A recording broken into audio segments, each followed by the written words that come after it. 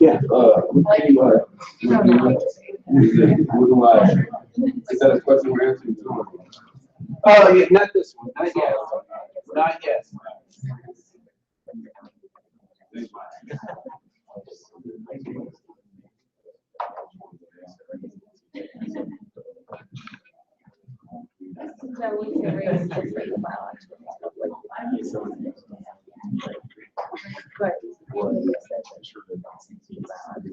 Yeah, just these kind of three questions. So what is race? How many races are there? How do you know what a race is? How do you know one race from another? How do you tell one from another?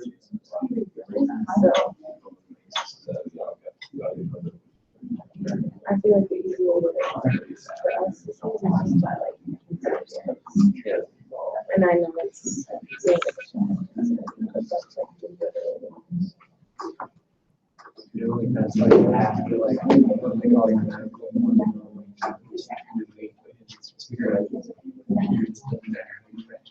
yeah, because you're your values and stuff like that. But where is it? I don't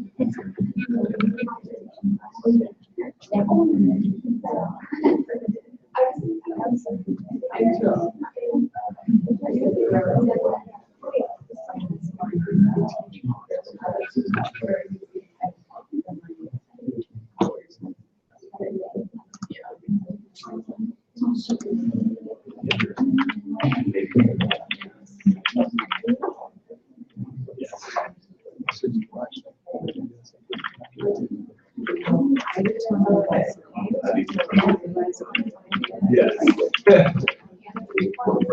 and I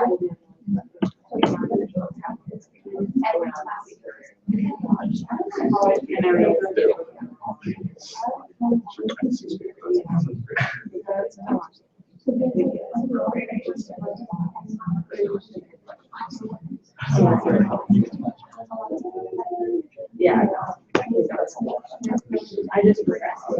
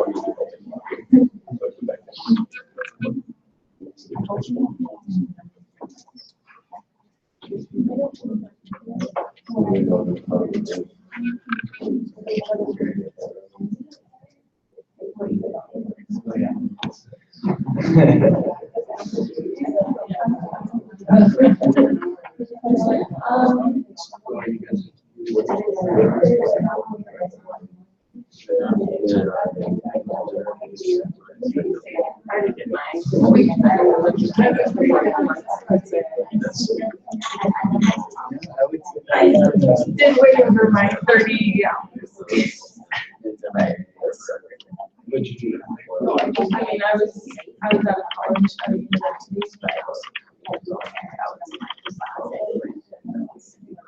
so I was like working like doing out of school. I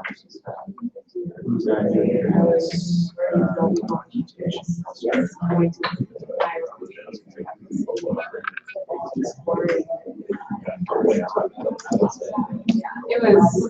it was really hard. Developing country that's not it's not like what it is here, but so that was hard.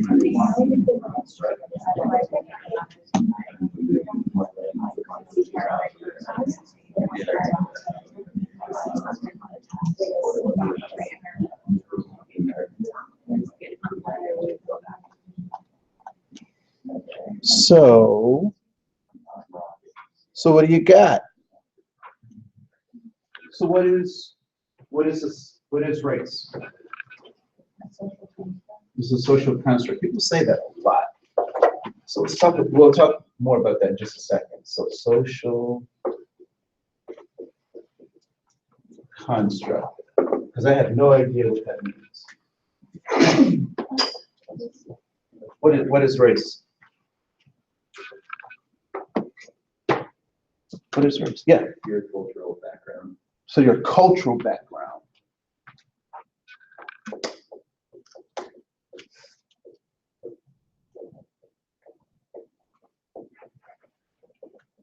So race is your cultural background, but wouldn't it be your culture that you come from? Right. Right. So Yeah. just what you think, right? Other folks, what? What is race?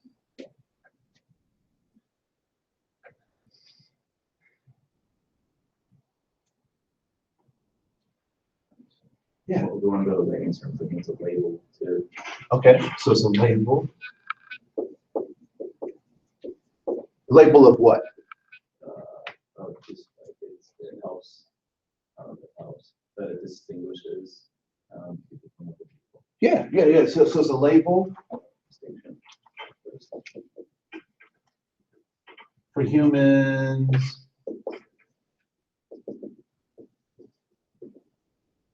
To create distinctions, right?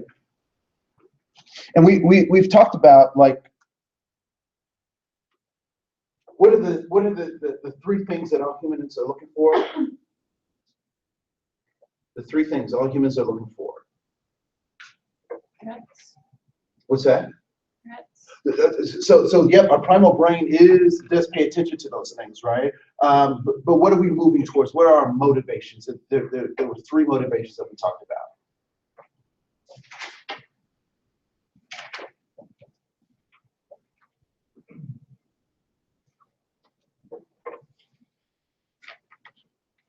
SSB.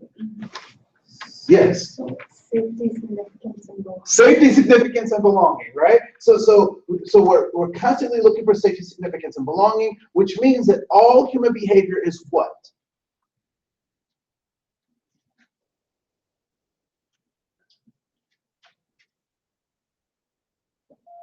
So if those are the things that we're always striving for, that means that everything that I do is what? Is driving towards those things, right? Which means that all human behavior is goal-directed. So when we talk about this idea of labels for humans and making these distinctions, one question we have to ask is what?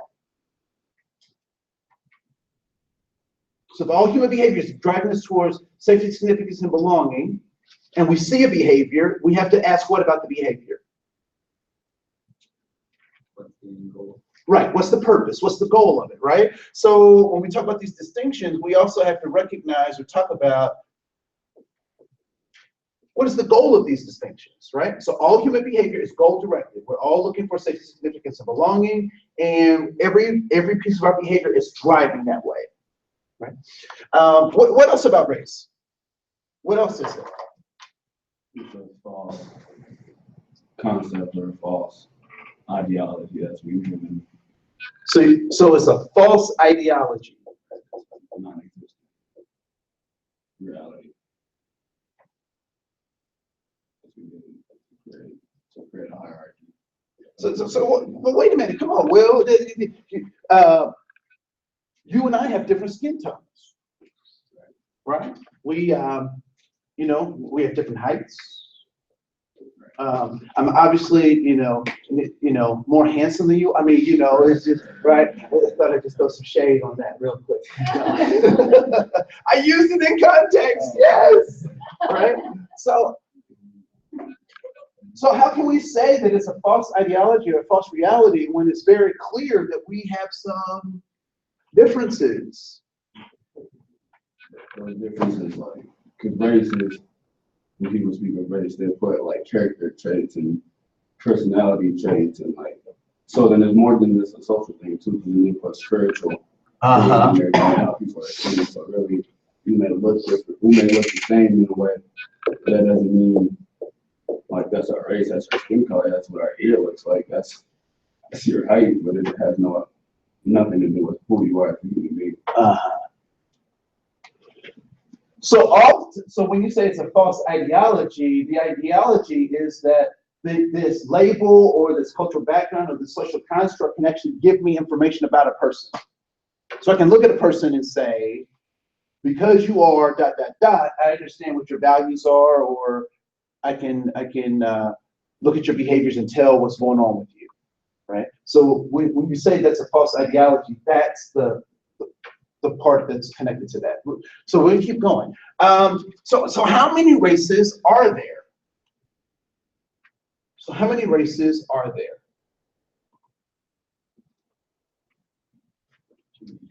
Too many to count? Zero. Yes. Other definition. Well, I was gonna say, it depends on how you define race, Okay.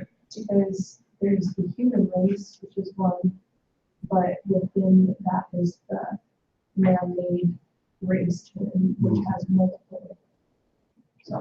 So there's the kind of human race, but then there's the man-made race that has multiple. Okay. Okay. Yeah, so if your definition for race was something like just a distinction between different people, just so it might be that someone's poor, someone is rich, and just there's distinctions in life, then. So wait, so slow it down for a second, because I want to stretch you, right? So that's part. So you said that it could be like if somebody's rich, somebody's poor, that could be race? No, I'm saying that's like a distinction made between two different people. Right. So as the definition of it, like how you define race, like I would see it more so as, I mean, yes, race has a negative connotation to it, but whenever I think of race, I don't think of it as a negative connotation. I just think of it more so of how, like, the gifts that God has given someone and the situation they have grown up in. I mean, why are we different color based on the area we've grown up in, right? Yeah, well, like why are so some folks grew up in South why- Minneapolis and some grew up in No, it's not. a diner. We need a specific skin color. Is that correct? So then, if you think that it's, I mean, if you want to put a negative connotation to it immediately, or if you just want to label it as it's just a distinction made, it doesn't have to be a negative distinction, it's just a distinction. It's the same thing as saying whether someone is poor or whether someone is rich. It doesn't have to be a negative distinction, it's just a fact.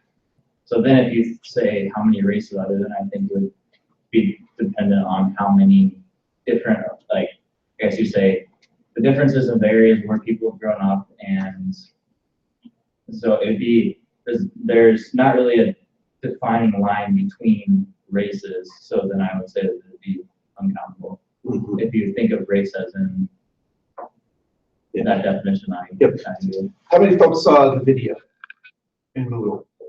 Which one? The Race the Power of the Illusion video, part 1. Okay. Watch it. I put it in there for a reason. All right, so watch it. Because it starts to deal with some of the things you just suggested, right? So how do you know one race versus another race? So we've said from 0 to uncountable, and it depends on how you define race, how many there are, so forth and so on. So how do you know one race from another?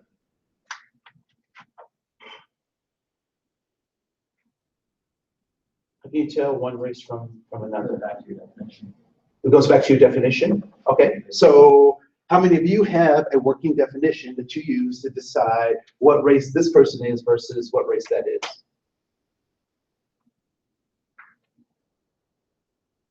Anybody know? You have a book that says, oh, okay, that's what this person is. So you say go back to your definition. So how do we know what different races are?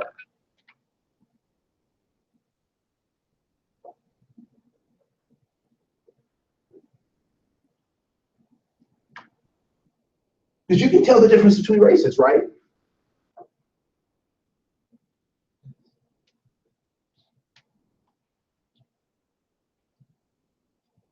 Yes. You have to talk to them, because like, you can't just base it off of like skin color, because like, I'm white, I could be from any country that is, like, you wouldn't know by looking at me.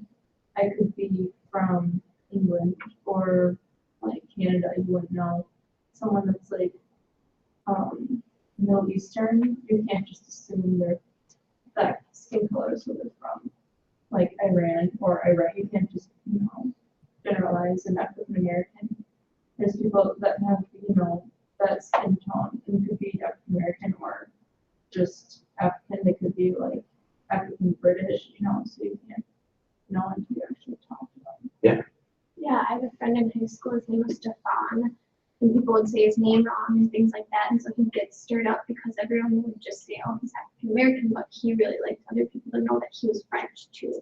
And it was kind of part of his name, and he could speak French too. I mean, unless you're just completely, putting on a front to everybody else to look cool or something, but, he said he was French, and that was something that was like really important for other people to know, because that's where he came from and, his background. So, like, going with what she's saying, you have to talk to people and hear about where their family came from to know.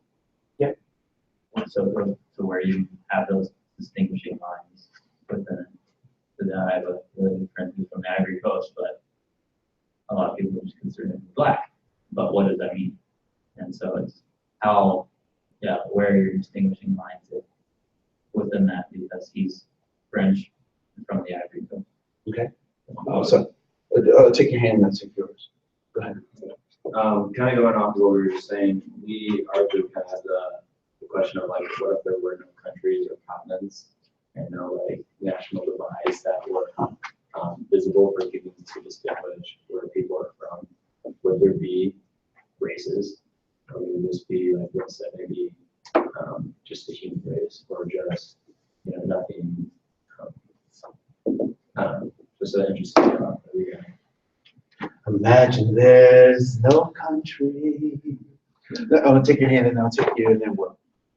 I guess like my kind of thinking was like, you have people who are colorblind who can't see color, but they still have like this general idea of race. So I think it's maybe not necessarily their skin color, but more like of what people in your like group or your surrounding area more tell you about race. Okay, so what people around you tell you about race, right? And the thing about colorblind people is not that so much, and that's a misnomer, that they can't see color. What they do is they see variants of color, not maybe as vivid as we do, but they actually do see shades of gray, because gray is a color of gray. So they're not totally colorblind. They just don't see a broad spectrum, right? So yes, ma'am. I would say if there weren't any countries, humans would separate out areas anyway. Like if you're from the West, they'd say, oh, you're from the West. So you're suggesting that people would find a way to separate themselves, even if there weren't these official pieces. I mean, these official borderlines and that kind of stuff. Okay, cool. There was none of that. Yeah. I'd say, period question, like if there were any countries or anything like that. Like race is something that you can say this person, that you can talk about ethnicity, culture, background, you can say the nation that the person is from.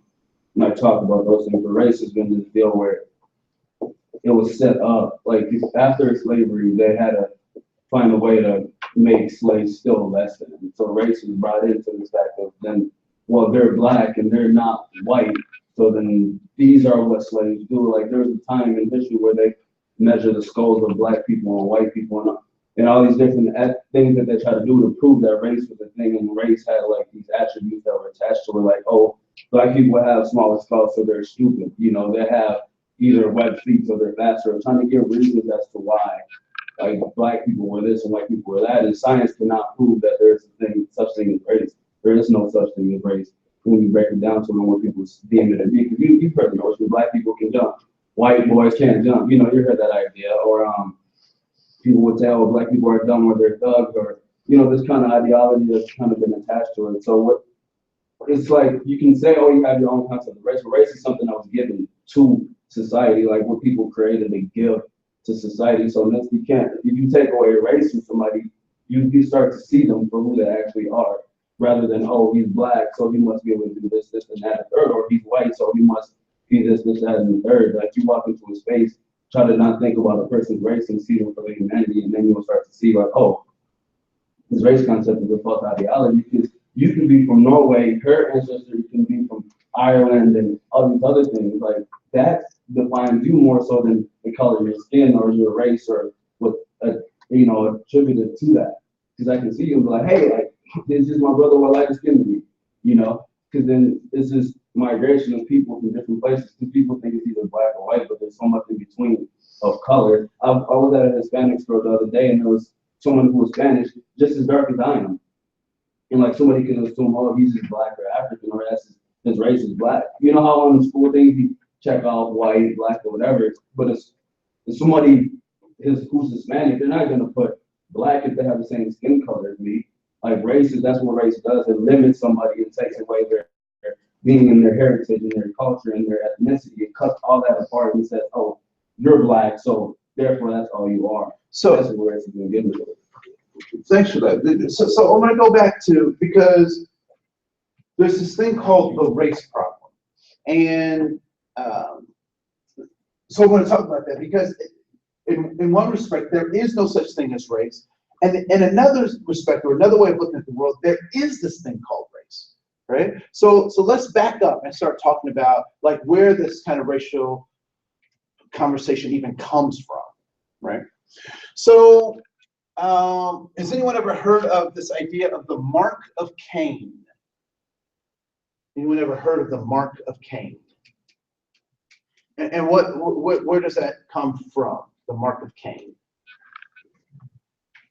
God marked him with after he killed his brother, so people would be able to identify him. Yeah, so there was something that was identifiable about Cain that God marked him with, right? And I would even suggest that the whole Adam family may have had a similar mark, right?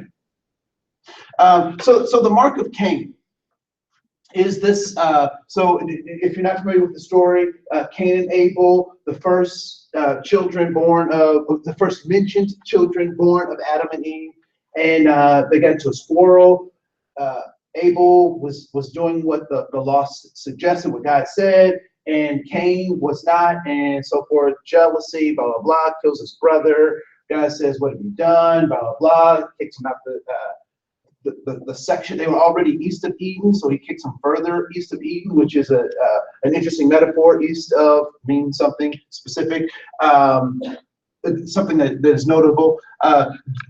And so this idea that God made Cain different, because Cain's fear was, what was it that Cain said to God when God said, "We're kicking you out of this. We're kicking you out of here"? Yeah. Didn't say like those people will kill me. He said, "Those people will kill me." So here's the question: who are those people, right? And if they were his cousins or brothers and sisters, why would they kill him? Because they already know him, right? So there's a question. There's lots of mysteries in the Bible, and so there's a question about, were there other people than Adam and Eve on the planet? I have some personal thoughts about that I won't share, but we know that's what was said, right? He said, "Those people will kill me." And so there was this idea that the mark of Cain was placed on Cain, right? So he was made to be or look different. So that's going to be important when we come back to talking more about this idea of race. So the next point is this idea of the Tower of Babel. So when people talk about race, they also point to the Tower of Babel as a place where racial differences are made. Unfortunately, that's a misuse of the Tower of Babel story, right? And can someone in a synopsis just tell me the Tower of Babel story? Yes. So God, after the flood, God told Noah's children to spread out and inhabit the earth. They decided to stay back and build a tower going to heaven, and God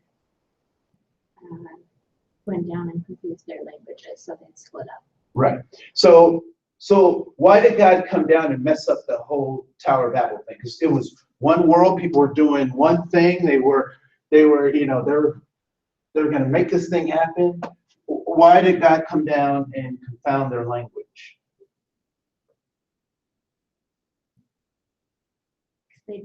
They showed that they didn't need it anymore. They could do anything together. So they showed that they could do anything together.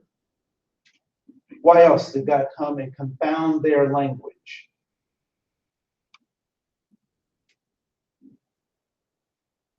Yes. Spreading. They weren't spreading out. That was it, right? So the whole story isn't about different races, blah, blah, blah, blah. It's about them not spreading out, right? It's not that God didn't want people to work together. He had a plan that said, we want you to spread out, and they weren't spreading out. So he said, I will create different language. I will confound your language. Does that have anything to do with race? Did he say, I will make you different races? No.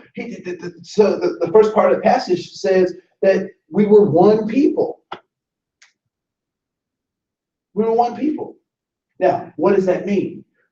What it means is what it says. We were one people. What did we look like? We don't know what we looked like at that point in time, right? We don't know what that meant to be one people. But we know that's what it said, right? But it didn't say anything about the creation of races. And so sometimes people like to point to these two things, particularly in Christian settings or in a biblical setting, to say that this is the creation of, that God created races, and God did not do that. God did not create races. Now people will say, well, what about the Gergesites and the Hittites and the Jebusites and all the other ites? Anyone ever heard of the other ites, right? Yeah. One might suggest that those are people of different cultures, which is not the same as race, right? So when we talk about this idea of people from different cultures, that's where the word ethnicity comes from. Ethnic. Dealing with a person's culture. So my race and my culture are not synonymous. They are not the same. So I can be an ethnicity, meaning I come from a particular cultural group who has goals and aspirations like everybody else, but we have different methods than other people, right? So ethnicity, ethnic, culture. So the Mark of Cain, the Tower of Babel were used particularly in the New World to contribute to this race problem, right? So we had a race problem. Was slavery going on before the 1600s, before the transatlantic slave trade? Was slavery happening in the world? Yeah, right. Well, so we know that the Egyptians had slaves, that lots of people around the world used slavery to get things done, right? So they would conquer people, they would enslave them, and make them work for whatever, right? So we know that happened. The thing that's interesting, though, and particularly when we talk about the transatlantic slave trade, so moving slaves from West Africa through the Caribbean, through the South American countries and into the United States, or however that happened, that particular type of slavery was a different set of slavery, right? And we'll talk about why that contributed to this idea of the race problem. All right. So there's that. So first, let's talk a little bit about the illusion of race, these obstacle illusions of race, right? So we've talked a little bit about culture and what culture is, what context is, what paradigms are, and now I'm going to add this thing of race to kind of dispel some myths and talk about why this is important, particularly in the classroom, because this stuff plays an important part in the classroom. So what do we know about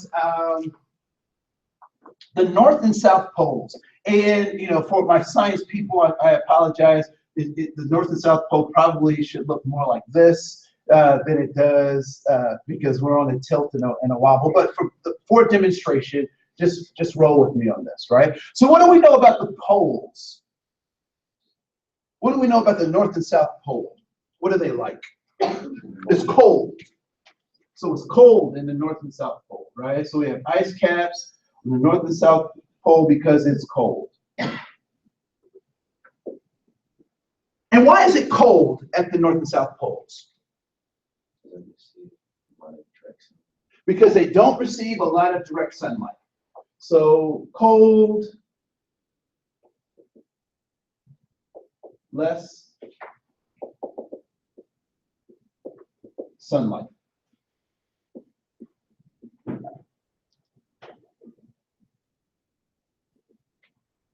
And it can be pretty extreme on the poles, right, in terms of the lack of sunlight.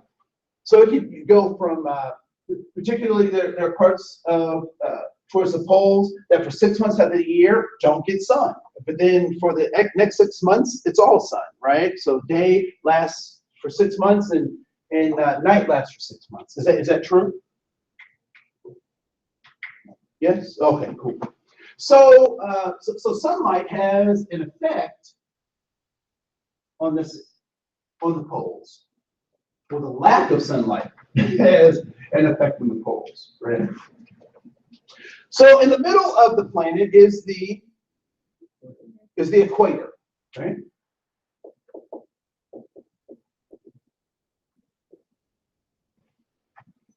And so at the equator, what makes it different from the poles? What's that? More sun. More sun. So it gets an abundance of sun, right? I mean, sun is just beating down on the equator.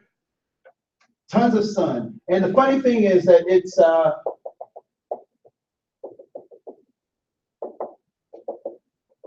creates kind of this band, right?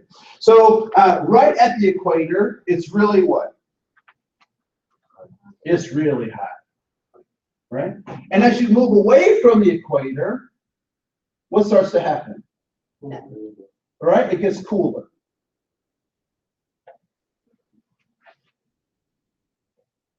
So what happens? So this is what the Earth kind of looks like, right? So what starts to happen for people who are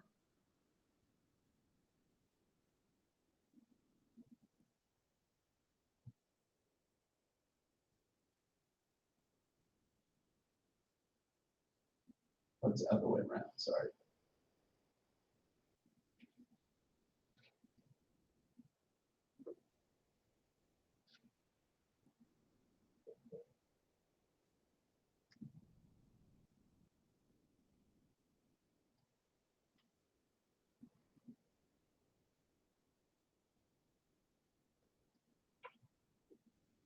I can't get the whole thing on there, right? So what do you start to notice?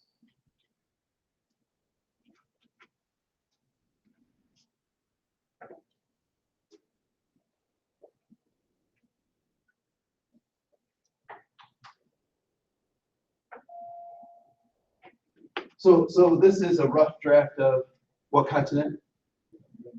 Africa, South America, North America, Europe, Asia, India, Russia, Italy.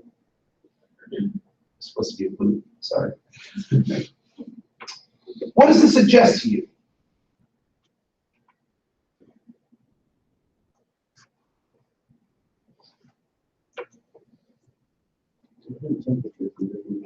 So different temperatures in different places. What do the people look like along this spectrum? Yes. The closer to the equator, the darker their skin is, and the further from the equator, what? The lighter their skin is. Why is that? So why dark skin versus light skin in relation to the sun? What does that have to do with anything? Survival. Survival. Say more about that. So if you're exposed to the sun, you need darker skin to protect you from the sun. To protect you from the sun, you need darker skin. What else?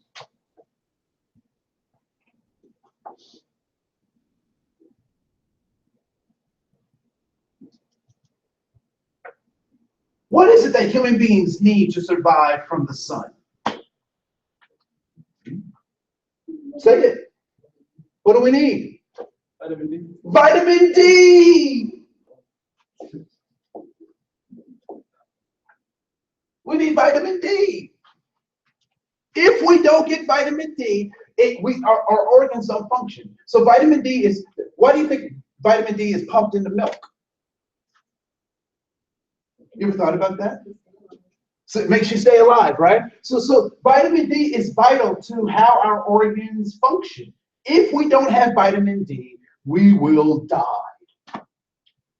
And the greatest source of vitamin D comes directly from the sun, which is why the containers that they suggest that if you get milk, get it in a paper carton or in one of those plastic bottles that you can't see through, right? Why? Because the vitamin D gets disseminated when it's exposed to light, right? So just a little thing, you know. So vitamin D is important. Yes. Why does the glass containers? Yeah, I don't know. How does that still happen? Yeah, I don't know. I don't know. I know why they did in the past because they didn't have other technology. But I also would suggest that I do know now that you asked me, because I had to think about it for a second. Because often, so the trade-off of losing vitamin D versus the leaching of the plastic into the milk, some folks would rather take that trade-off. So glass doesn't leach, plastic does leach, which means that parts of the plastic get into the food. So for some folks, it's the glass versus the plastic, and the trade-off is okay. I would also suggest that a lot of people who prefer glass milk prefer it unhomogenized, which means it's not been processed. So non-processed milk typically, yeah. So that it's business to some other stuff too, but that idea that that glass doesn't leach and plastic does, and that the trade-off is good for them. So what does this mean? So if the sun is beating down this vitamin D, what's happening around the equator? What are people's bodies saying? We got enough. We got enough vitamin D. Let's turn up the shades, right? And what are those shades called for human beings? It's called melanin, right?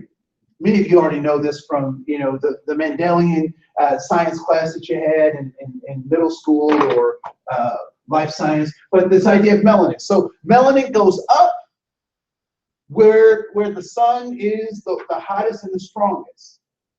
And melanin gets turned down where?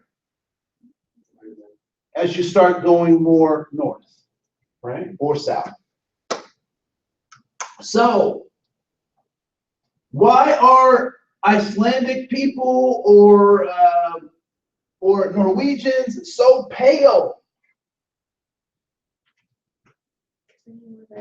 Because they need more vitamin D.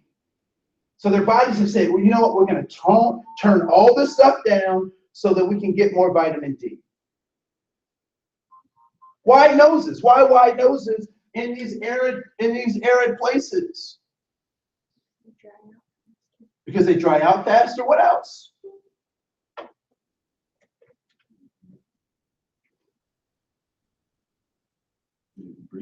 You can breathe better, right? In colder climates, smaller noses, thinner noses. Why? Right? Yeah, because you can heat with smaller holes. You can heat the air. You know, so when we start thinking about this from an evolutionary standpoint, this stuff starts to make sense that we're actually not different races, but a spectrum of the same race, and we will call those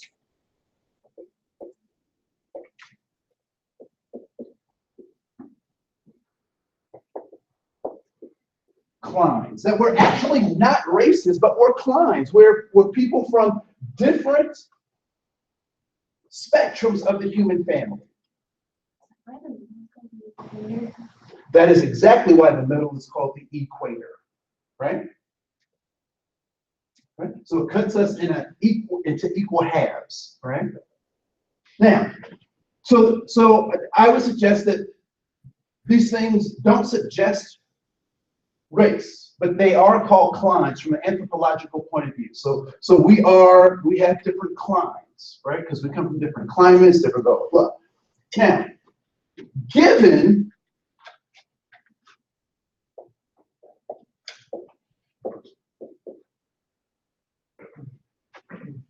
the nature of these places, will there be different cultures? Why? Completely different areas. Yeah, completely different areas. But what do people want? Safety, significance, and belonging. And so this area, well, I will have to do things differently to get it than this area. And this area requires me to do it differently than this area. So when we talk about this idea of culture, we want the same things, but our methods are different.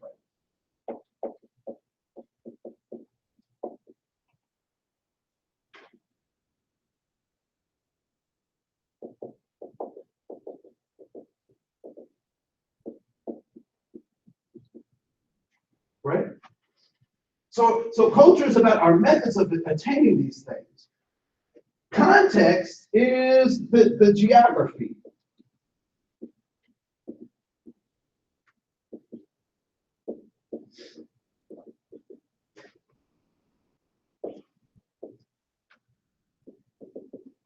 Blah, blah, blah, blah.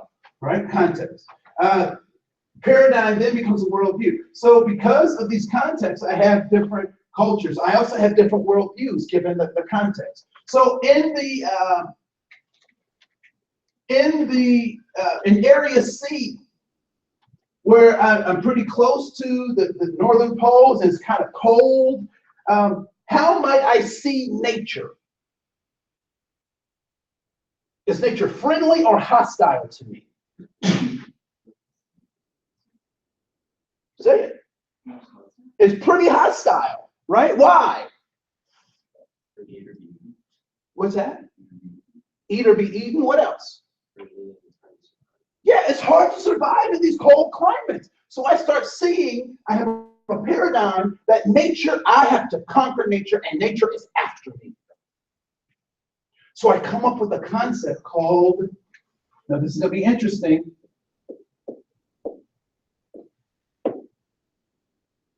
Come up with this concept called time. What do you mean I come up with time? Come up with this thing called time. And I say that I have to be on time. Why would folks in this part of the world come up with this idea of being on time? Why is time important to them? So you can regulate things with time? Yes. Because if your worldview is that it's dangerous, then you're at like a constant battle for survival. So you have to like fit in as much as you can during those like warm. Yes. Right. So being on time is important because I'm battling time. I know I have 3 months to harvest all the stuff that I have to do because I have this harsh winter coming and I got to battle. Right. So I'm preparing for battle. So being on time is important to me. Worldview for these folks at the equator. What's their worldview? How is nature to them? Is it hostile? It's hostile, but they know their way around. It's hostile, but they know their way around. What's the growing season like? It's year round. It's year round. Do I have to hustle and gather all this stuff because I have something to do to battle? Typically not, right? So time for these folks becomes relative.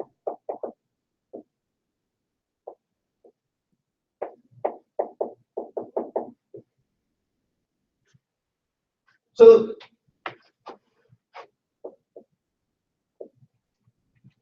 now we got folks who believe in being on time, and then we have folks who believe in being in time. That is whenever I get there, right? And so those paradigms come straight out of this other stuff. So we'll stop right here. Please watch that first video, Race the Power of Illusion. For my folks who have a Z tag, just stick around for 4 minutes or so. Because I technically have 10 minutes, don't I? So, yeah, so have a seat just for a second, because I do want to wrap this part up. Any questions about this? Does this make sense? Is it way too out there? Is it anything you've heard before? It definitely ties into, like I was mentioning, we have a lot of friends in Texas from the Ivory Coast, and their culture is just linked to everything. And so that's interesting how, like, in time rather than on time, how that might be related to. I don't know, it's interesting. Right. The more you know about where folks come from, the more it makes their stuff makes sense, right? So in time, equator, sunlight, blah, blah, blah, worldview based on where we come from, right? Now, here's the funny thing. You don't even have to be from the Ivory Coast, but if you've grown up with people who grew up from the Ivory Coast, that becomes your paradigm, how you see the world, right? So even though my ancestors came from both Europe and from West Africa, I've never experienced things like that. But what did they do? They passed on what they knew to the next generation, and it became a part of our so-called culture, right? Yes. Is this all stemming kind of from your look on controlling nature? So we look at, like, even in the U.S., like Californians and West Coast, it's kind of easier to control nature because, you know, kind of it's a lot more applicable to growing food, while on the East Coast, like in Boston, you can't grow citrus fruits like you can in California year-round. So even there, we see, like, this differentiation between on time or in time. Yeah, and I would say that, so part of that also is this idea that we're constantly adapting, right? So I don't know that necessarily that we're evolving or anything like that, but I certainly know that we're adapting to the places where we are. For Minnesotans, sometimes people will say, well, we're thick-blooded because it's 30 degrees and, you know, we're like chilling. We're like, ooh, it's a heat wave, right? But other places, they've got coats and, you know, parkas and stuff. Yes, ma'am. I agree, we're constantly adapting, but I think this happened and then it grows with heritage. You adapt, you can kind of get a lighter skin tone, or you can become more tan, but you don't move to different parts of the world and completely change your skin color. That's absolutely. Because your heritage came from somewhere with a warmer climate doesn't mean just because you go north or south to a cooler climate that you turn whiter. Correct. That makes sense. Yeah, and so what I'm suggesting is that this isn't a generation, this isn't 2 generations, but this is over thousands of years that this has occurred, right? Now, the thing that's really interesting, and I don't know if you've noticed, but it is my belief that we will go back to looking how we used to look, being blended and looking much more so-called, I guess the term now is ethnic, right? That we'll, at some point, we won't be able to tell where people are from, although Dr. Seuss gives us a clue that no matter how many stars there will always be stars, star-bellied Stitches, and Stitches without stars. Anyone ever remember reading that as a kid? Right, star-bellied Stitches, right? So we'll always find a way to kind of, back to your point, we'll find a way to make those differentiations between us. But anyway, I'm spinning, so I'm going to stop talking. Yeah, so if my folks with a Z tag can stick around, that'll be great. The rest of you, I'll see you on Wednesday. Look forward to comments on your journals And watch that film, please.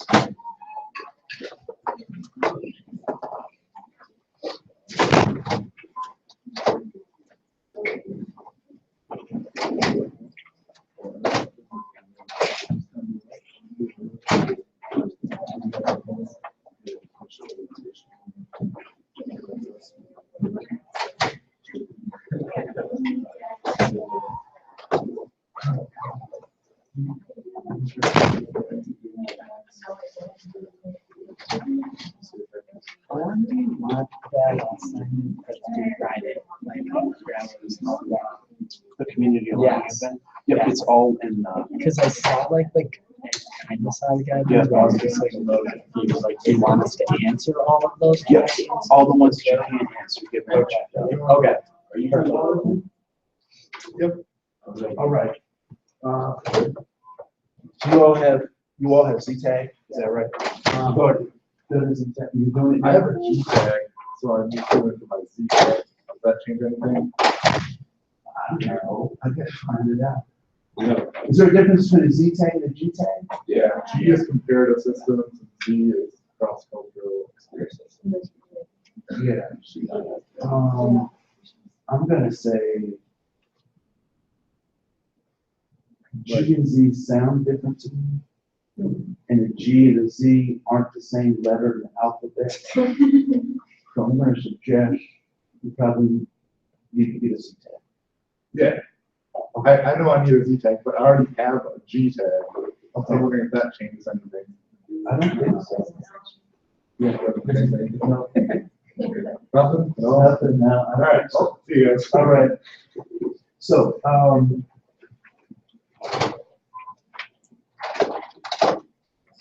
he's trying to hang out, see if the information works. No. So, you guys all have Z-Tags, right? So I would suggest that, you don't have to get another G-Tag, so you don't have to do that part yourself. The service learning, or we don't have to do the service You learning don't- and the reflection. You don't have to do 30 the 30 hours. You don't have to do the 30 hours because you've already done the 30 hours. Still doing the paper or No. not?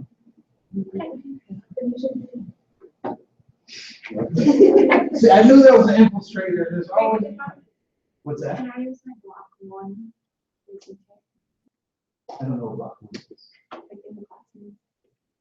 The practice. The practical. So we're in practical right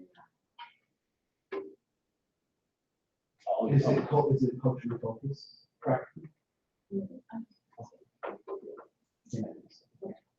So like, what do you recommend doing? So, yep, I would recommend, so where are you at the school? What school are you in? See if they have a cultural club. Boom. Yeah. All right. Thank you.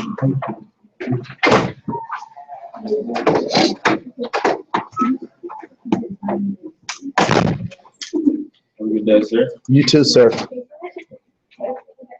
So for our practical